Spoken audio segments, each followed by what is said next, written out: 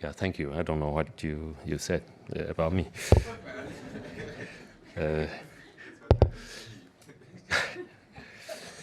I'm happy to come to Hong Kong. Actually, maybe also in this room 2-3 years ago, there was another conference on another context. We are supposed to talk about art and politics, or art's effect in political scenario, or the relationship. But on the other hand, for a long time, my practice as a curator has been involved with political art, no matter how you define it. But on the other hand, as a curator, I'm involved in activism as well, like so many artists that I work with. And of course, some of the artists don't function as an active member in the political scene, more rather in their work, where you can identify their intentions as forming new strategies to deal with our world situation, where art actually, in this sense, is just part of the big politics. So for me, it's very, in the long run, it's very difficult to say anything particular, in particular about the relationship between art and politics. If we make a very rough distinction, when people are asking about art exhibition or political art exhibition, always came up with a very sharp critique, saying basically like this: exhibition has no political effect. Has no political effect, so to speak, in the sense that you are making a grand statement in the arts space, in the exhibition, and exhibition as as part of the media, as a part of the public sphere, where in reality the political effect of that particular exhibition is just tiny, or even you cannot even see it. Yeah. So of course, in comparison, if you were working on the street, or in the parliament, or in networking coalition with other activists, you know, in this sense, one single exhibition or even a group of exhibitions of political art does not give you what you want. And so we make a very simple distinction between what can you want from art. Then we come to the answer that, okay, the art can give you some affect. You demand some kind of affect, some affection, or something from your dream, your consciousness, your unconsciousness, or your aesthetic feel, or your feeling, perception, where in politics you demand effect. You want to have some effect in the political realm. A simple distinction like this can sometimes tell us, okay, yes, at least we are now working in two different fields, or at least I can simply identify myself when I am on the street doing protests, or when I'm working in the field with some NGOs to make some effect, some change of laws, or some kind of bringing some justice, and then when I'm working in the field of art, I'm more concerned. That's true. More concerned with aesthetics, with the form that is allows us to step back, from reality, from real world, but at the same time to engage with our deeper thoughts, deeper feeling, even deeper dreams about reality.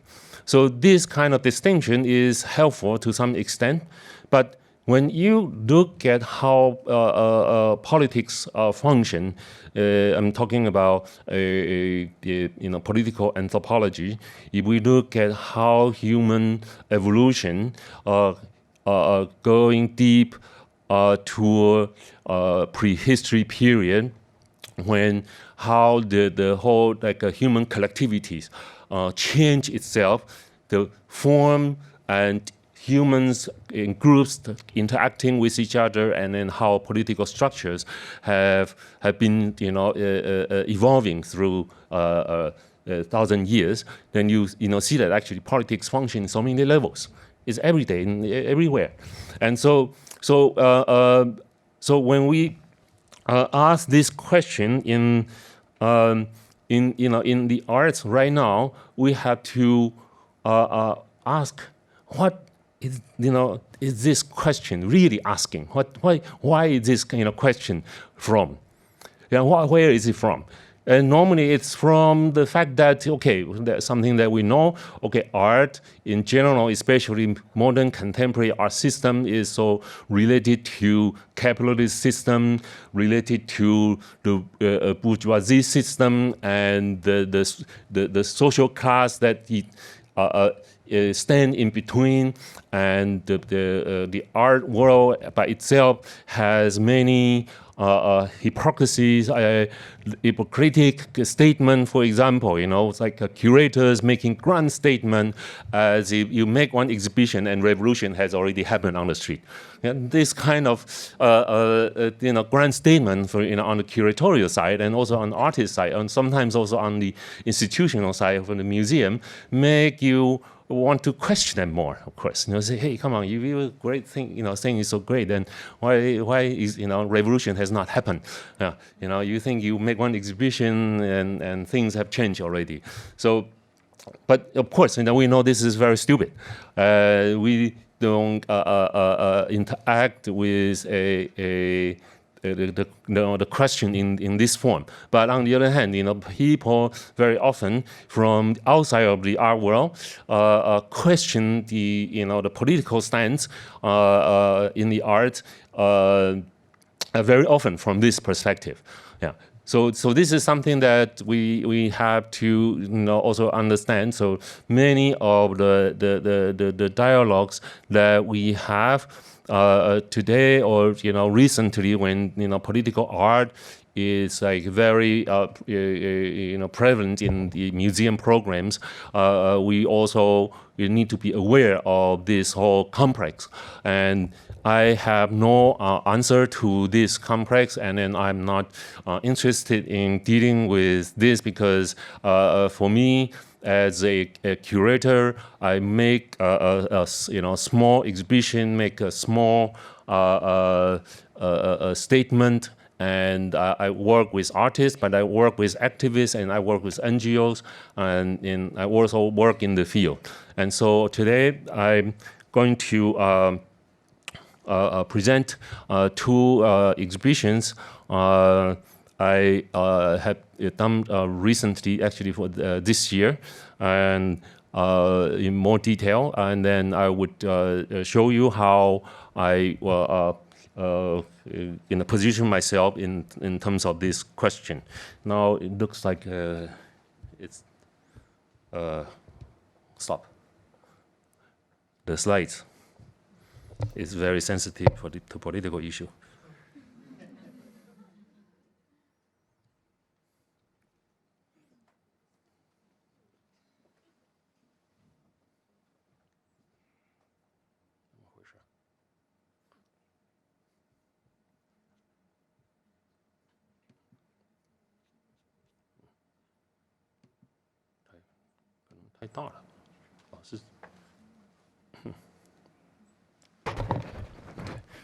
While we are adjusting it, I quickly introduce myself. I'm trained as a philosopher And for a long time, oh, so can we start with that page where we were? And then press the next page. Yes, okay. So this is the next page already. Being a philosopher, especially a philosopher from East Asia, we're more used to philosophize with actions, philosophize with practice, and so as we know. Eastern philosophy rarely just write big books, big concepts, and to say, okay, this is like my philosophy. Most philosophy is related to action itself, and of course, it's not that we divide East from West. Implying that the Western philosophy has no practical implication or practical relevance. In the long run, actually, that is by itself is an illusion inside the division between East and West. What I want to say is that for philosophy is a kind of a practice of asking questions, of finding the right way to ask question. But at the same time, while you ask, you are in action to also engage in the process of listening. And of course, human as human being, while we listen, our ears are also connected with our hands and our foot, our heart. So we are also into action in this sense. But on the philosophical level, on the level of philosophical activities, this is the main part of philosophy. So for me, I believe. In this way, and this is also how I got into contemporary art. Next page. Okay, so through the last 15 years or so, I have made some exhibition in relation to economic issues and socio-political issues, particularly modern state. Nation state, and then also the engage with the city. For example, 2006 Liverpool Biennale is an exhibition directly involving in the city in the urbanist scale. And 2008 Taipei Biennale, which I co-curated with Vasif Cordon, is basically a summing up of my former research on the economic or alternative economy or utopian economy, and then also about the nation state, about contemporary politics. And so that is a year also of financial crisis. At the opening of our exhibition in September 12th, there was the night of the Lehman Brothers are breaking totally up, and then the whole bubble of this whole financial crisis started. And it was also the night of a big typhoon, and so I'm very familiar with the typhoon and art together. And then so that exhibition. After that, I was co-founding the Taipei Contemporary Art Center. Is a non-profit organization.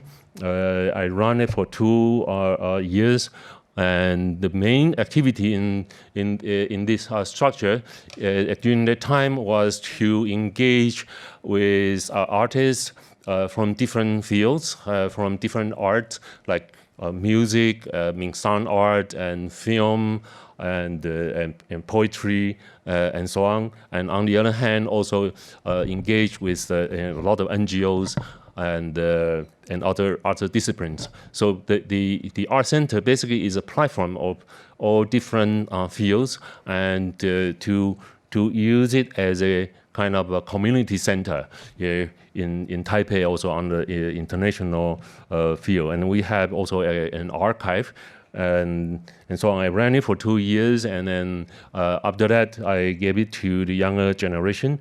So it is still running until now. So this year, I got invited at almost the same time by two institutions on two different scale. One is Kaohsiung Fine Art Museum of Fine Art, which is south part of Taiwan, and I proposed the idea of of the South, and I would explain later. And then the other exhibition is called Autostrada Biennale. It is a small, a new biennial in Kosovo. Kosovo as a new country. A lot of, they have a big lack of infrastructure, so a group of young people came together and they want to initiate a biennial. So this is a very special situation. I would also briefly talk about it. So next page, please. Okay. So the Kaohsiung Museum of Fine Arts show is is called the South. That's the group of artists. It's a very small exhibition, but at the same time, for me, it's important to kind of transform and upgrade myself from an earlier involvement with anti-globalism or anti-capitalism, and the more anarchist practice on the in terms of the nation-state politics. And so the next page, please. So this is the map of Taiwan. Of course, everyone now can go on Google and check out where Kaohsiung is. It's in the south of Taiwan, and I'm actually. This is Kaohsiung, and this is Taipei, the capital, and this is Pingdong. I was born here in the down south. Huh? So for me, I'm geographically I'm someone from the south, but in Taiwan, you also know that the south, the whole south region is also the place where during the Japanese period and the KMT period of modernization is the place who got sacrificed, so to speak. Yeah? So all the farmlands and the garbage is scattered in the south, and then even the nuclear plant waste was dumped in this small island here. Yeah. And this is an island where Taiwanese Aborigines live, and then that's their traditional territory. And then in the 80s, the government lied to the Aborigine over there, saying that, oh yeah, we'll have some nice treasure to keep in your neighborhood on your island. And then so like about 10 years later, they realized it's a nuclear waste. And so so this process of a very typical story of modernization, where you have the sense of development, economic glory, and then you have even democracy afterwards, and then the living standard is raised, but at the same time, a big chunk of the society, communities are actually sacrificed. So I want to talk about this a process of modernity where things related to sacrifice can be easily justified. And this whole justification is part of our deep sense of modern value, modern society. Even in Hong Kong here, you can, if you go out of the city center, you immediately see a lot of garbage dump, a lot of brown land. This morning you went to the Libre research community.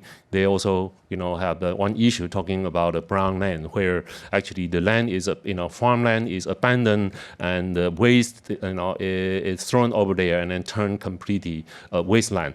And so this is very widespread and it's, basically everywhere. But at the same time, we easily justify it and say, okay, by the time we, have more, we are more affluent, then we will be able to fix it. So the land is contaminated with toxic waste, with pesticide, with fertilizers, and the farm. Basically, agriculture cannot be self-sufficient anymore, and along with that, a big part of the community is dislocated. And in the name of urbanization, we live in more affluent situation, and then we're going to fix it later. So that's the kind of attitude. And when I was asked by the museum to propose some idea, I said, okay, I'm a countryside boy from the south, and I experienced this whole process of modernization and also urbanization. I grew up in Pingdong, in Dangsao, in the farmland, and then when I went to college, I went to Taipei to attend the best university, and then after that, further urbanization, I went to study in New York at Columbia University, and then after that, I travel, inside the arts world circuit, and I was able to go to and live in Berlin for a long while, and then come back to Taipei, and then continue to travel, working as a independent freelance curator until now. So it's a jobless curator, but at the same time, learn how to survive and how to function by working with different people from different fields. Next page. Okay, next page. Okay, so for the exhibition, I propose the three main issues. Yeah, one, is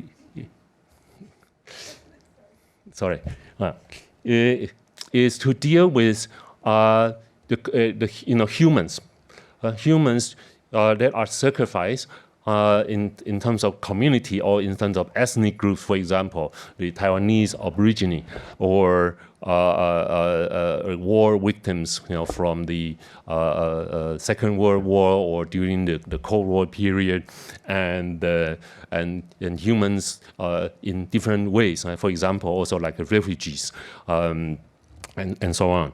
Yeah. So this I put it together in the concept of like modern state, how it is related to modern state, where justice or political rights are promised to us in constitution and in all the political setup that we know of, and why this thing continue to create its own victims, can create its own downside or its own dark side. And so this project by a group of a couple artists, Libia Castro and Olafsson. They made this project called Your Country Doesn't Exist. And we will see how it is done. And this is the first chapter. The second chapter, I want to look at what modernity has sacrificed, where we have to fix, which is called the land, the earth, or the environment, nature, something that we are familiar with. And this is the part and nowadays, because the issue of Anthropocene has brought us to the bigger awareness of the Earth, having the geological change brought out by as humans, and this issue has come to us, and how we are able to look at it on the local in the local context. So this is the chapter 2, and then chapter 3. I try to deal with one issue which is to see, okay, if these types of artworks are present in the museum, what kind of aesthetics experience can we talk about, or what has changed already in terms of viewers, in terms of what we see in the picture, in terms of the artist's ways of making artworks. So this is the third part. Okay, next page, please. Next page, please. Yes. So, okay. As the first chapter, as I said, it's related to the human victims, where everywhere you go, you are labeled as a human, only as a human if you have the if you are not stateless. So everywhere you go, actually, you are part of the inside some some state, some country. Yeah. So the artist started from 2003, making posters in all different parts of the world, different countries, in the public space or inside the museum. This slogan called "Your country doesn't exist," and in this case, we put it directly on top of the museum facade. So aside from our exhibition title, the South, the red one, and then there is the "Your country doesn't exist," written in Chinese. Yeah, 你的国家不存在. So of course, in Taiwan, particularly in the context of Kaohsiung, Kaohsiung is a industrial city. It's also the place of a democratic movement started as a very radical and very violent movement in the in the 70s. So in this case, in the this provocation worked very strongly, and of course we didn't get people's complaint too much. Only one person complained about this slogan. 你的国家不存在. Why our country doesn't really exist? And why do you say that? Yeah. So then of course the museum say, oh no, it's just an artwork. Yeah. So that person just shut up. Yeah. So it didn't create a provocation. Yeah. Okay, next page, please. So inside the museum, yeah. Yes. Okay. Next page, just one page. Yes. Yes. So inside the exhibition, you see the LED running text in different languages, in Chinese and in English, and then in Aboriginal languages. Yeah. Because in Taiwan we have 10 or 12 or 14 big Austronesian Aborigine groups, and they speak different languages. And of course, it's a bigger language group. They are called Austronesian, and I will talk about this later. And so the funny part is that when we ask the Amis to translate "your country doesn't exist," and then they come up with a translation in their own language. But when we ask Taiwan to translate, they say we don't have the concept of country. We cannot translate country. Country doesn't exist to us. Yeah, for us. Yeah, yeah. So I say, okay, so when you want to say country, what do you say? They say, okay, in this context, they will say, our government doesn't exist. Yeah. So here, the one on the left lower part, that is from Taiwan. Yeah, Sifu, that's a government. Yeah, it says your government doesn't exist. Yeah. So that's how we interact also with the locals. In many ways, this issue of Aboriginal right have been very strongly reacted in the Taiwanese, mainly Han people space. Lately, and then we have a lot of debates of traditional territory at the moment. If you go to Taiwan right now, you go to MRT near the president's office, there is a protest ongoing. Right now, still, a big group of Aborigines is settling over there. A series of lectures every day. So, welcome. And so, next page, please. Yeah. So, when you enter the exhibition hall, you will see your country doesn't exist on one side, and then on the other side is this video. It's a video made by James Hong.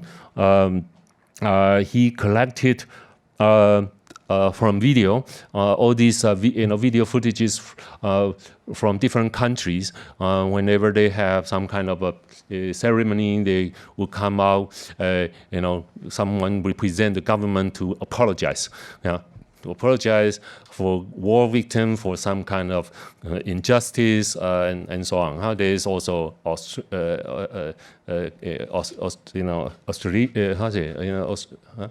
Australasian, and then also Taiwanese government, especially our former president Ma, would come to apologize every year on 228, to apologize every year. So you enter the exhibition, yeah, and on the one side you see your country doesn't exist. On the other side, your government is apologizing constantly. Many countries and so on, with all these kind of gestures where you wonder, like, when government apologize, what does it mean?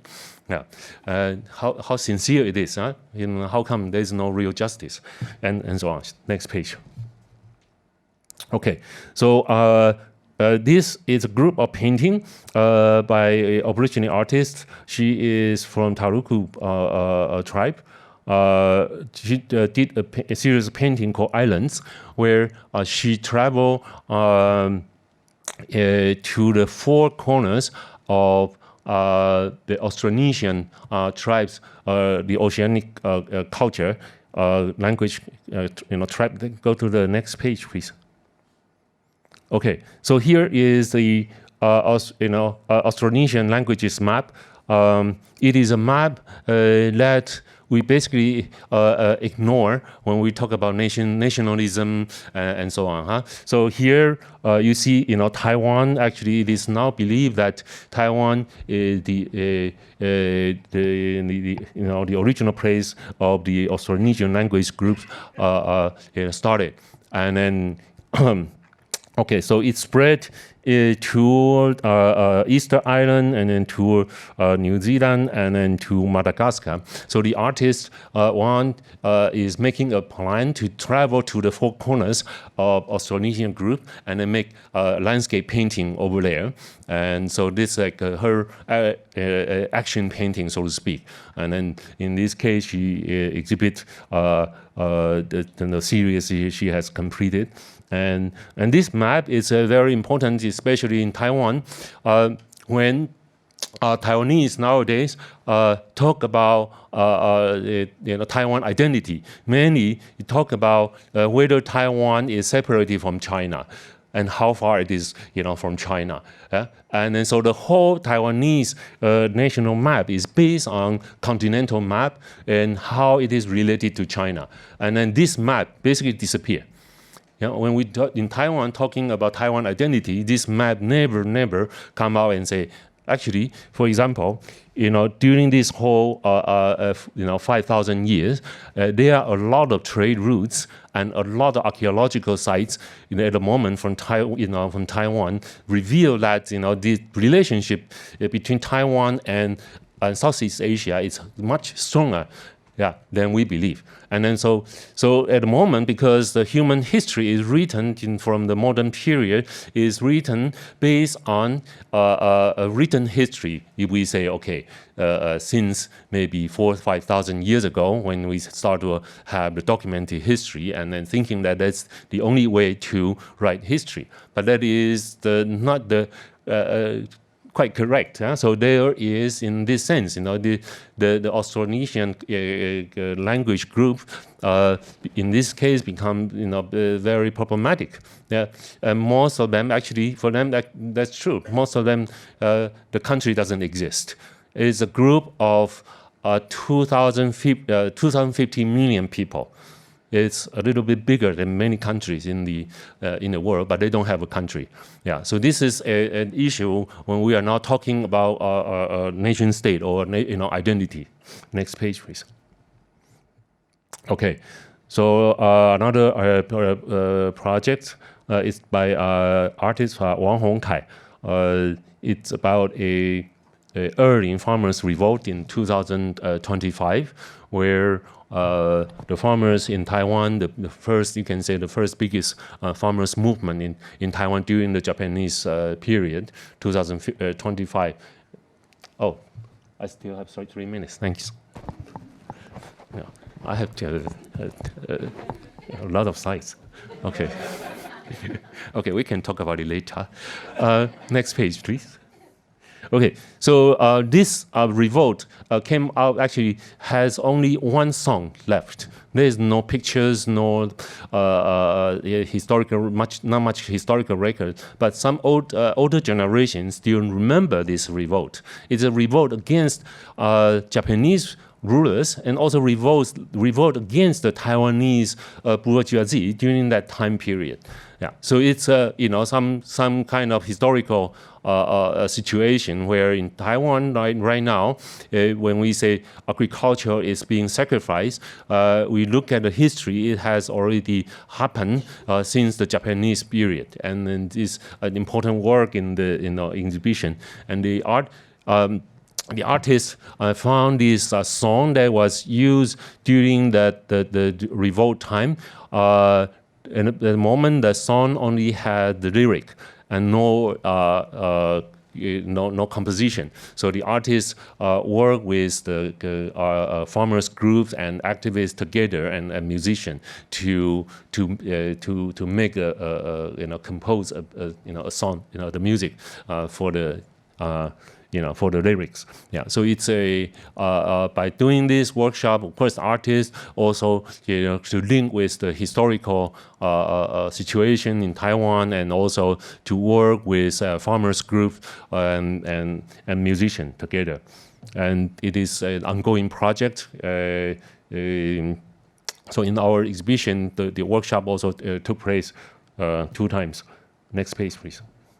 So the second part of the exhibition is called Ask the South. It's about the environmental destruction. And this piece is a single photo from 1988 when the artist accidentally saw a view in the front. This is in the south, where I grew up. The farmland is already abandoned. And in the way back there is the nuclear plant number 3. It is right at that moment. It was just newly opened, and then he saw this is something that is like so impressive. So he took this picture. Next page, please. So the whole big chapter in this gallery has 1 minute left. Thank you. Yes. Okay. So okay, I will just go quickly. These are the big projects about a township that basically was like ruined by a chemical company. Actually, the Formosa chemical plastic company, where you can say they are very so big. So over the year, the town basically is a cancer town. And so the artist also is originally from there, and then they did a big research about this whole the cancer and also the test of the ground and the air, how it works, and then so it's by itself it's also a protest against. Now it is politically very effective. This project has been out for already 3 years. Next, yes, next. Okay, so 2 years ago, a group of directors came together. Thank you. They came together and make a call to other directors to make a short documentary about PM 2.5 pollution. And then so they came together to have 17 directors and 20 films. Next page. Okay, so this is another group, a chemistry scientist and then a video activist. They research the chemical garbage dump. It existed everywhere in Taiwan, and then so they track it down and then take photos, and then they have their own machine to test it, the waste, and then the project is called the last course of the banquet. Yeah, because it's basically a lot of what we are eating actually is from this ground. And the government tried to cover it up, and then the law enforcement is ineffective. So their project has been going on already for 3 years and got on TV and news very often. And then, of course, they are also quite often threatened by the gangsters and government. Next. Okay. Next. I just show you quickly the pictures, at least. They're very beautiful. Next. Yeah. So this is about the land that is sunk into the water through the 50 years of the underground water extraction for industry and also for the farmland. The artist did their own research on this. That's the artist. He's always working in the water. Next page. So he made this landscape photograph of all these buildings from a big region. Actually, it's covering for about 100 or 150 kilometers on the east side or west side of Taiwan. If you go to Taiwan, you see them. So he made it to look like this kind of the ruin pictures from the ancient time. Actually, next page. This is a Tudigong. It's a small temple also sunk into the water. Next. Yeah. Okay. And then this, I think many people may have known this project already.